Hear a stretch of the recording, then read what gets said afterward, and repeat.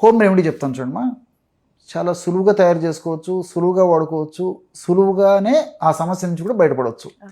ఎలాగంటే మా వాము, దీన్ని ఓమము అజవాయిన్ అనేటువంటి పేర్లతో పిలుస్తుంటారమ్మా.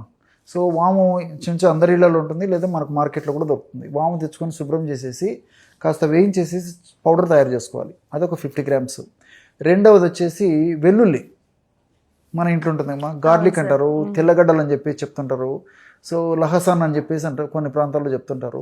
సో వెల్లుల్లి లేదా గార్లిక్ ఆ పీసెస్ తీసేసి ఏమో పైన పొట్టును తొలగించేసేసి ఒక 50 గ్రామ్స్ అది కూడా తీసుకోవాలమ్మా.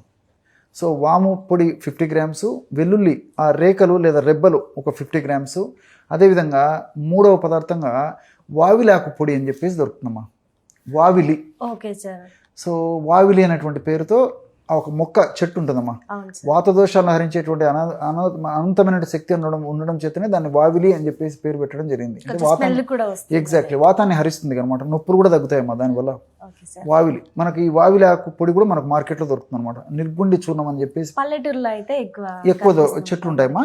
సో మనకు పౌడర్ అయితే మనకు ఎక్కడైనా మార్కెట్లో దొరుకుతుంది. సో వావిలి ఆకు పొడి ఒక 50 గ్రాములు తీసుకోవాలి. సో ఈ 3 పదార్థాలు మిక్సీలో వేసేసి బాగా కలిపేసేయాలమ్మా. సో కలిపేసిన తర్వాత ఆ పదార్థాన్ని తీసేసి నీడలోనే 1 రోజు 2 రోజులు అలాగే ఉంచేసేస్తే ఆ తడి శాతం అంతా ఆవిరైపోతుంది. సో దాన్ని మళ్ళీ ఒకసారి మిక్సీలో వేసేసి చూర్ణంలాగా తయారు చేసుకొని, ఆ విధంగా తయారు చేసుకున్నటువంటి చూర్ణాన్ని వీలైతే జల్లించి ఉంచుకొని ఒక గాజు సీసాలో నిల్వ ఉంచుకొని రోజు ఉదయం ఒకసారి రాత్రి ఒకసారి ఆహారానికి ఒక 15 నిమిషాల ముందు 1.5 గ్రామ్ ఉదయము 1.5 గ్రామ్ రాత్రి, అంటే రోజు 3 గ్రాములు.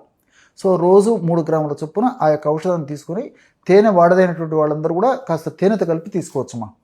సో తేనె వాడకూడనటువంటి వాళ్ళు ఎవరైనా ఉంటే మరి ఒక 50 ml గోరువెచ్చని పాలలో కానీ, మరి పాలు కూడా వాడకూడనటువంటి వాళ్ళు ఎవరైనా ఉంటే గోరువెచ్చని నీళ్ళలో కలిపి కూడా తీసుకోవచ్చుమా.